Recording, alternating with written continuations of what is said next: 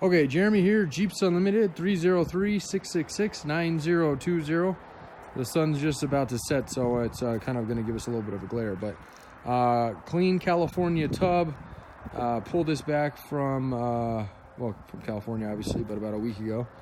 We were out there for some family stuff. So it's clean, but let me preface it.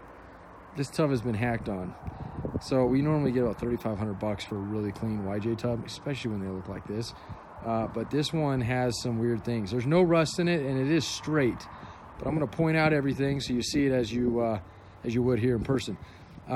This is the issue with buying tubs from people who don't really care. We've been doing this for about 15 years. I'm not saying we're the only ones out there, but I have a really good reputation with all Jeep parts, but specifically, I've been doing frames and tubs for almost 15 years now. So anyway, back to this guy.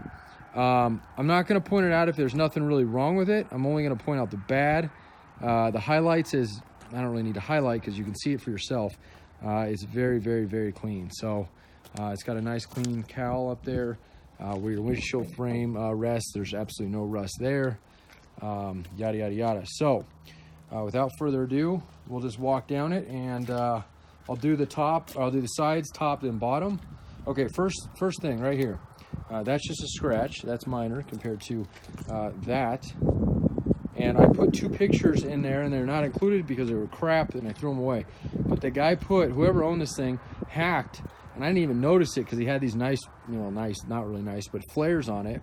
And then he cut these things out. My guess is he had some big tires under it. It didn't have big tires when I had seen it, but nonetheless, that's been cut. So that wheel well is more cut than a factory one, and yada, yada, yada. I think, if I'm not mistaken, the holes that you see are the original holes for the fenders, I believe. I'm not positive, but I think.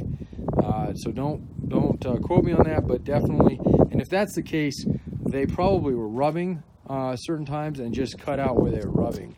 Nonetheless, it's stupid and not something I would tell people to ever do. So, all right. So other than that, that side is absolutely perfect. That's absolutely all right. And then the back area, this is obviously nice and clean. The corners are nice and clean. There's no rust, anything in here. When you get into it, this is where the spare tire carrier bolted. It did have a little bit of bubbling. I hit it pretty hard with the Hotsy, and it peeled most of it back. It's not soft or anything, and there does appear, and actually now that I'm looking at it, it looks like there might be a little Bondo in that corner, especially with that kind of bright white right there. It definitely has some filler, so that probably pushed this corner in at one time and somebody went back and filled it. That actually might be all that is, but nonetheless, it's there, so you should know about too. And then, of course, this side to match the other side, which doesn't even match. I literally think they took a handsaw to it. It is not a clean cut at all. Doesn't mean it couldn't be brought back to life, but it is what it is.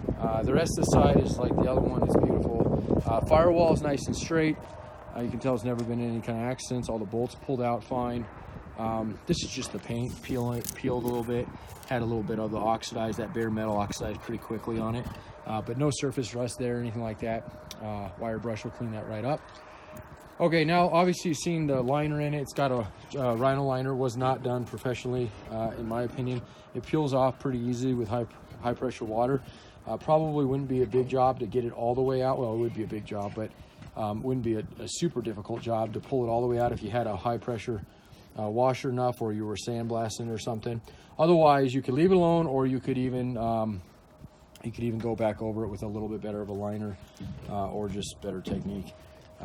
That's that. So all straight, no ripples or anything in the floor back there. Sometimes that happens in these. It's got nice straight corners on it. The back floors, these things love to break bolts in your roll bar.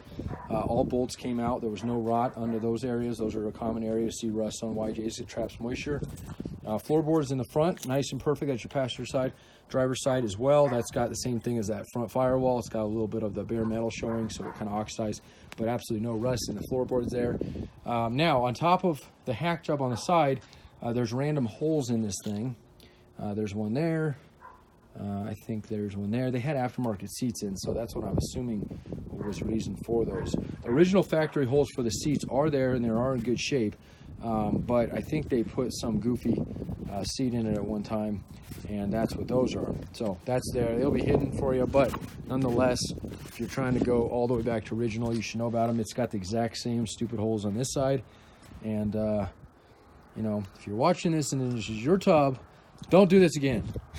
No, I'm just kidding. I mean, it is what it is with people doing this. It just makes it just, you know, if you ever go to sell your Jeep, even if this didn't get parted out like we did, you know, it still makes it a pain in the ass. I mean, it puts water in your cab, and it just, I don't know, there's better ways to do it.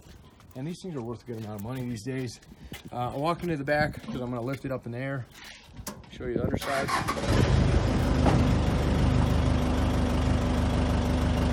Typically my videos aren't as long as this one is going to be, but I want you to see it exactly as it is. All right, so you can kind of see the yard shot. It actually is a beautiful, kind of a warmer winter day we have here in Colorado. And if you see the wet, that's just because I washed it a little bit ago, so it's still dripping a little bit. So start with the back. That bolt is broken off. You'll have to drill that one out. That's for your right rear furthest back frame bushing hole. They're pretty easy to get out, and if you had to get into that area, it's a pretty easy box to get into. This one's okay. It doesn't have, that one's not locked up in there. So we're gonna go over all those holes because those are important. They go to your frame. Those are your two rear ones. This one, these two here, this one, and this one also in great shape. No rust or rot anywhere in there. Back in the corners, nice and clean.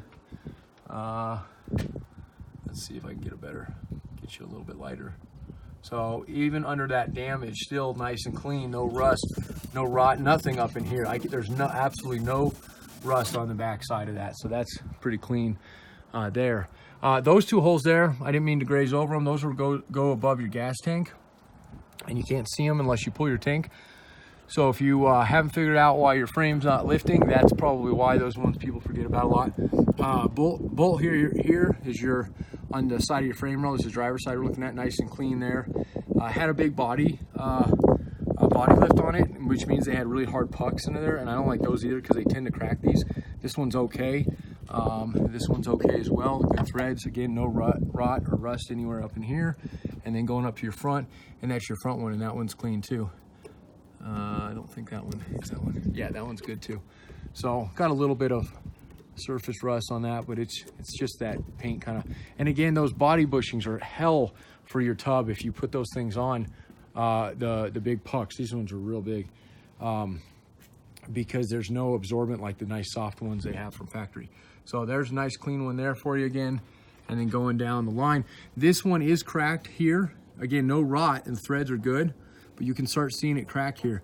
This one, although you could use it like this, I would take a bolt, the one that probably needs to go in there, get it down and get some pressure and pull down, and I would re-weld this back in place, just to reinforce that area. You could even reinforce it even more if you wanted to. These aren't known to have issues, so it's not a real big necessary thing to get too crazy with these, but they are here in this one as well. So those two both cracked on this side.